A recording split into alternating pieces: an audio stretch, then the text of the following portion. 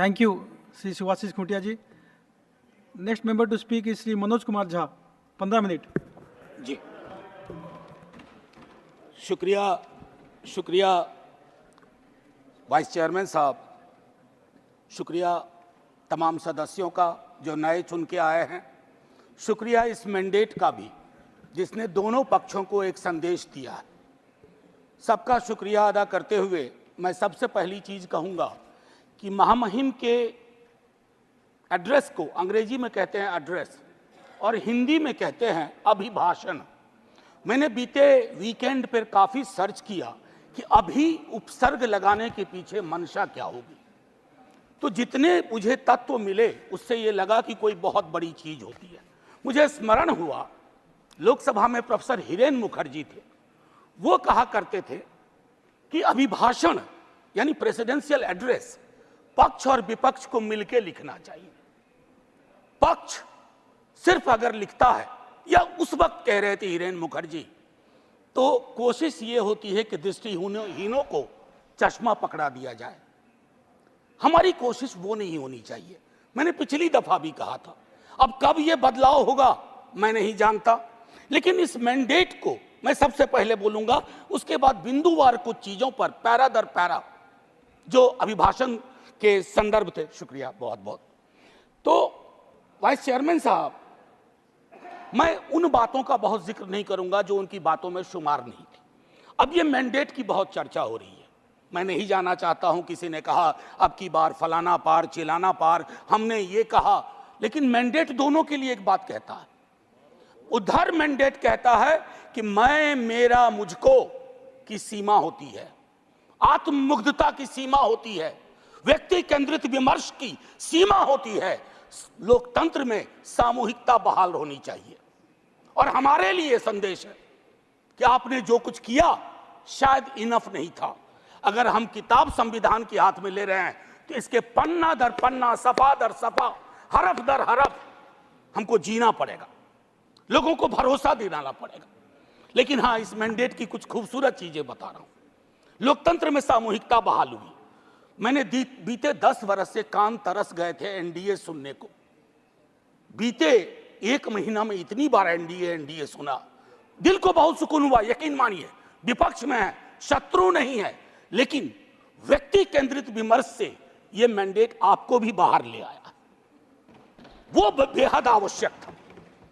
दूसरी चीज कहूंगा हल्के लाइटर टोन में, अचानक मुझे लग रहा है कि हमारे प्रिय रक्षा मंत्री जी की जबरदस्त वापसी हुई है। हर मोर्चे पे वो हैं, इससे बात करनी है तो रक्षा मंत्री जी, उससे बात करनी है तो रक्षा मंत्री जी। ये सुखद संकेत है, ये सुखद संकेत है इस लोकतंत्र के लिए। अब माननीय वाइस चेयरमैन साहब, मेरा ये कहना है कि नीट को लेकर के बहुत बात हुई, नहीं बोलूंगा। मैं अलहदा आदमी था जब एनटीए बन रहा था, उस समय वेंकैया नायडू जी थे वहां। मैंने 0 आवर में 3 बार कहा कि इस देश को इस तरह की व्यवस्था परेशान करेगी। ये बीमारी नहीं पालनी चाहिए, 1 नेशन 1 फलाना, 1 नेशन 1 ढिमकाना, 1 नेशन 1 चिल्लाना। काहे को भैया, कहीं ऐसी स्थिति नहीं हो जाए कि 1 नेशन 1 ठेकेदार, 1 नेशन 1 कॉन्ट्रैक्टर पूरी तरह हुआ नहीं है संजय भाई, होने की संभावना है। अब अभी मैं इसलिए कह रहा हूं कि लोग कहते हैं कि राजनीति मत करो इस पर। मैं पूछना चाहूं कि लोगों की पीड़ा परेशानी, 25-30 लाख युवाओं के सपने तहस नहस हो जाएं, आप विपक्ष से क्या उम्मीद करते हैं? आपकी ऑर्केस्ट्रा में शामिल होकर कहे साहब तेरे सुबह की जय, साहब तेरे शाम की जय। ना, विपक्ष को अपना काम करने दीजिए। अगर आपने ईमानदारी से एनटीए का मूल्यांकन किया होता, आपने क्लीन चिट पहले दिन ना दी होती हड़बड़ी में, आज ये नतीजे ना होते। एक वर्धा विश्वविद्यालय है, मैं आपके माध्यम से कहूं, हमारे माननीय हेल्थ मिनिस्टर और लीडर ऑफ द हाउस है यहाँ। सर, वर्धा यूनिवर्सिटी में बहुत बड़ा फर्जीवाड़ा चल रहा है, जांच करवाइएगा। आप पावरफुल लोग हैं, हमारे पास पावर नहीं है। हम आपसे आग्रह कर सकते हैं, यह आग्रह कर रहा हूं महात्मा गांधी के नाम पर। वो विश्वविद्यालय हो रहा था और गांधी जी के लिए जो चीज त्याज्य थी वो सारी चीजें उस विश्वविद्यालय में हो रही हैं। परसों टिस में क्या हुआ, ये सब चीजें हमें चिंता देनी चाहिए। अरे आज आप सत्ता में हैं, कल को हम सत्ता में होंगे, लेकिन अगर देश के सरोकार ही रुग्णावस्था में चले जाएंगे, बीमार पड़ जाएंगे, तो फिर क्या बात, फिर कौन सी राजनीति, फिर कौन सी समाज नीति। युवाओं के रोजगार पर मैं ज्यादा नहीं बोलना चाहता, बहुत लोग बोले हैं। बिहार से आ रहा हूं सर, पूरे चुनाव बिहार में था। बिहार में हमें भले सीट कम आई हो, लेकिन बिहार के युवा से किसी भी जाति का हो, पूछिए नौकरी, नौकरी मतलब तेजस्वी। हमने मयार बदला, वहां चिंतन बदल दी, धारा बदल दी।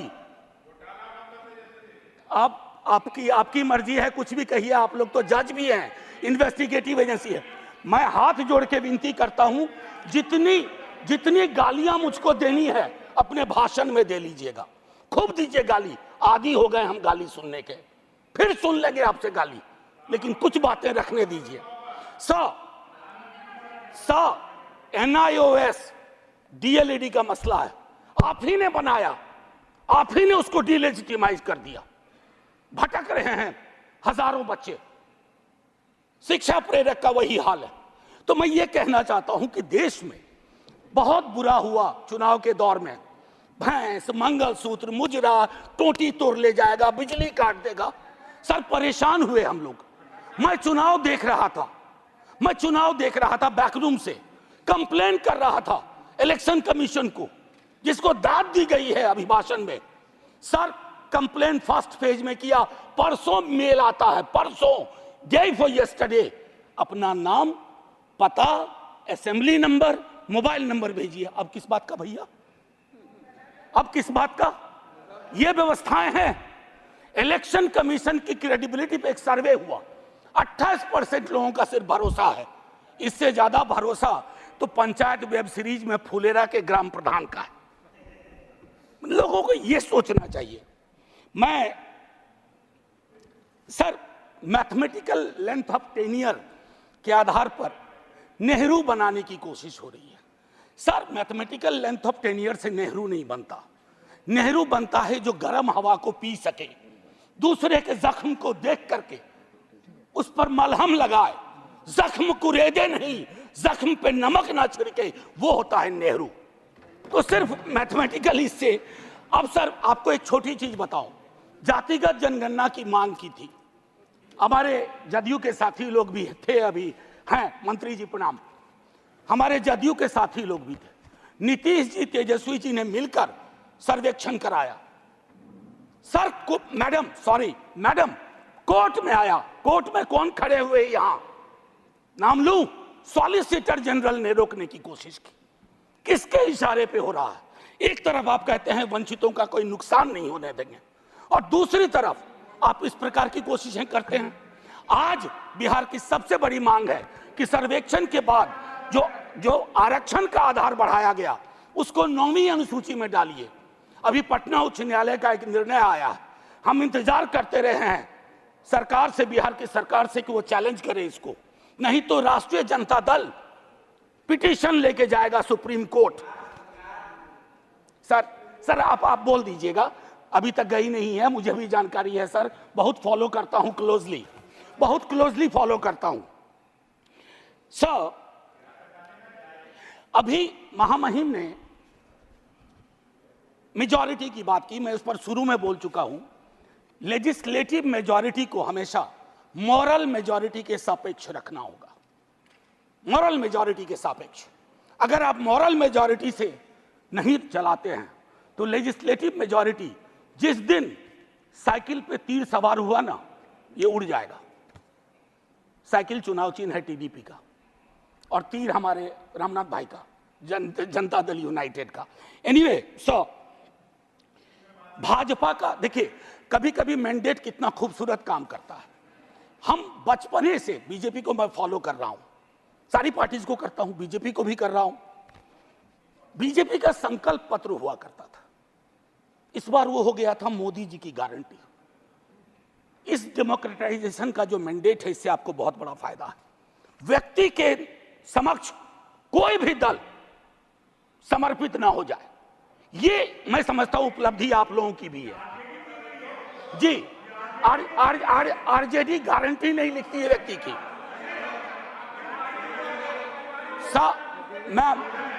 Ma'am protect me, I need your protection. Ma'am chairperson, I have 15 minutes. आप Would you care to sit down, sir? आप हाथ जोड़ रहा हूं, जरा मैम। बीच में मत बोलिए। ये तरीका नहीं है sir, leader of the house ऐसे चलेगा? आप बीच में मत बोलिए प्लीज। मैम, कभी किसी को टोका टोकी नहीं करता हूं, सच चुभने लगता है। सर, मैं फिफ्थ पैरा दिखाना चाहता हूं, प्रेसिडेंट के एड्रेस का फिफ्थ पैरा। इसमें कहते हैं ग्रोथ स्टोरी, अच्छा लगता है सुन के। What kind of growth? कैसी प्रगति, कैसा विकास? Joblessness, hopelessness, फेसलेसनेस। और आप चाहते हैं कि उस इकोनॉमिक प्रॉस्पेरिटी के पक्ष में हम ताली बजाएं। मैम, मेरी ये किताब कॉन्स्टिट्यूशन संभवतः सबसे पहले मैंने ही दिखाना शुरू किया था। निर्मला जी नहीं है हमारी फाइनेंस मिनिस्टर। हर बजट के बाद में आर्टिकल 39 पढ़ता था। कॉन्सेंट्रेशन ऑफ वेल्थ, कोई ब्लूप्रिंट है कि आय की जो असमानता है इस देश को लील रही है, ताली बजा रहे हैं। 5 करोड़ पूंजीपति तरक्की कर रहे हैं, उसको देश की तरक्की मान रहे हैं। कभी उस युवा से पूछिए वो देश की तरक्की को कैसे देख रहा है, ऐसा जवाब देगा कि मुश्किल पड़ेगा हैंडल करना। मैम, पैरा 16 में बाबा साहब को सेलेक्टिवली कोट किया गया। ये सेलेक्टिव कोट बड़ा परेशानी का चीज है कि आप किसी को सेमीकोलन के बाद कोट कर दें, उसके पहले की बात छोड़ दें। ये इसको हम लोग की भाषा में, एकेडमिक्स में कहते हैं ऑलमोस्ट अकिन टू प्लेजरिज्म। वो किया गया। अब प्रधानमंत्री जी ने चुनाव के वक्त कहा कि एक ही जाति है, वह है गरीबी। सुनने में शायराना लगता है, खूबसूरत लगता है, फिल्मी लगता है, लेकिन ऐसा क्यों है कि जातिगत हिरार्की में नीचे जाते हैं तो गरीबी बढ़ती है, ऊपर जाते हैं तो गरीबी घटती जाती है। अब मैं समझता हूं कि ये NFS, नॉन फाउंड सूटेबल, ये चिंता का विषय है सबको। अभी अनुप्रिया पटेल जी को चिट्ठी लिखनी पड़ी है। मैं बताऊं, ये एक मानसिक रोग है जो नॉन फाउंड सूटेबल करता है विश्वविद्यालयों में। इस मानसिक रोग से डील नहीं किया ना तो हमारी कथनी और करनी में मीलों का फासला होगा। कहा गया पहले की कुछ सरकार अनस्टेबल थी, लेकिन अगर आप प्रो पीपल लेजिस्लेशन का विश्लेषण करें तो सबसे ज्यादा खूबसूरत क्षण सो कॉल्ड कोalition गवर्नमेंट में आई है। और मुझे उम्मीद है कि आपकी इस कोalition गवर्नमेंट को भी उस प्रेशर को समझते हुए प्रो पीपल लेजिस्लेशन पे काम करना पड़ेगा। टू बिगिन विथ, अग्निवीर को सेना में भर्ती को पुरानी तरीके पर लाइए ताकि युवाओं के साथ न्याय हो पाए। मैम, वो मैं बोल चुका हूं। भारतीय न्याय संहिता आज से लागू हो गई, लेकिन हमें याद रखना चाहिए 150 सांसदों के निलंबन के साथ यह पास हुआ है। इसमें कोई चर्चा नहीं हुई। ये एक कदम है पुलिस स्टेट की ओर, एक ऑर्वेलियन स्टेट की ओर। इससे मैं आगाह करता हूं, क्योंकि हमेशा आप वहां नहीं होंगे। जब यहां होंगे तो यही दंड प्रावधान लागू होंगे।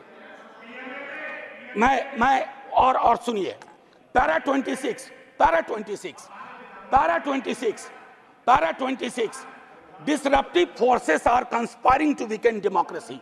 महामहिम से कहलवाया गया। ये स्टैन स्वामी कौन थे? कैसे इस दुनिया से गुजर गए? क्यों आज भी उमर खालिद, मीरान हैदर, खालिद सैफी जैसे जवान जो सरकार की आलोचना को देश की आलोचना बना दिया गया। और मैं 2 किताब, अगर ये किताबें मेरे पास आती हैं तो नड्डा जी के कार्यालय में भी पहुंचना चाहिए। The incarcerations by Alpa Shah और ये challenging caste by Aijaz Ashraf. ये दास्तान है democracy, how it is being muzzled. Anyway, ma'am, मैं ज्यादा वक्त लेते हुए नहीं कहूंगा। इमरजेंसी पे बात हुई, मैम वाइस चेयरपर्सन, इमरजेंसी पे बात हुई। सचमुच बहुत बुरा अध्याय था, लेकिन मुझको लगता है कि इंदिरा जी के एडवाइजर बहुत स्मार्ट नहीं थे। आज की तरह के होते ना तो कहते 352 की जरूरत भी नहीं है, ऐसे ही बना देंगे। ये हालात, ये फर्क है। और आखिरी में कहूंगा कि ये जो चुनावी विमर्श है, इसकी वजह से जहर बहुत है समाज में, लिंचिंग चल रही है, लिंचिंग। मैं कितने विजुअल्स बताऊं। आज से 3 दशक पूर्व मुझे स्मरण है, राही मासूम रजा ने एक छोटी कविता लिखी थी, मैं यही कह के खत्म करूंगा। उन्होंने कविता लिखी थी, वो आधा गांव के लेखक थे, कई लोग उनको महाभारत के लेखक के रूप में जानते हैं। उन्होंने एक, और उनके लिए गंगोली और गंगा उनकी माँ थी, ये था एक भारतीय मुसलमान का चित्रण। उन्होंने लिखा था, मेरा नाम मुसलमानों जैसा है, मुझको कत्ल करो और मेरे घर में आग लगा दो, मेरे उस कमरे को लूटो जिसमें बयानें जाग रही हैं मेरी, और जिसमें मैं तुलसी की रामायण से सरगोशी करके कालिदास के मेघदूत से कहता हूं मेरा भी एक संदेश है। अब आइए दूसरा, ये 3.5 दशक पूर्व लिखी गई अभी, और यही मैं खत्म करूंगा। ये पूरे देश का चित्रण है, ये हम सब के लिए आईना है। वरना मारे जाओगे, रघुवीर सहाय को याद करते हुए एक युवा कवि अदनान नाम के लिखा है। मत भूलो कि तुम मुसलमान हो, बस 30 सेकेंड और लूंगा। मत भूलो कि तुम मुसलमान हो, बस लोगों को छलावा देते रहो कि तुम मुसलमान नहीं हो, वरना मारे जाओगे। राह चलते ख्याल रखो कि कहीं तुम्हारी कमीज से मुसलमान होने की बू तो नहीं आ रही। ख्याल रखो किसी से बहस करते हुए, कुछ बोलते हुए, कुछ करते हुए, यहाँ तक कि हंसते और रोते हुए भी कि कहीं तुम मुसलमान तो नहीं लग रहे हो, वरना मारे जाओगे। ये बात हमेशा याद रखो कि तुम एक मुसलमान हो और तुम मरोगे नहीं, एक दिन मारे जाओगे। विवेकहीनता, तर्कहीनता के समाज को ध्वस्त करिए, आइए हिंदुस्तान बनाएं, वो हिंदुस्तान जहां कोई फर्क ना हो, गले लग सकें। ये नहीं कि चुनावी मंच से कुछ, जमीन पे कुछ। जय हिंद मैम, जय Hind. Thank you Shri KR Suresh Reddy.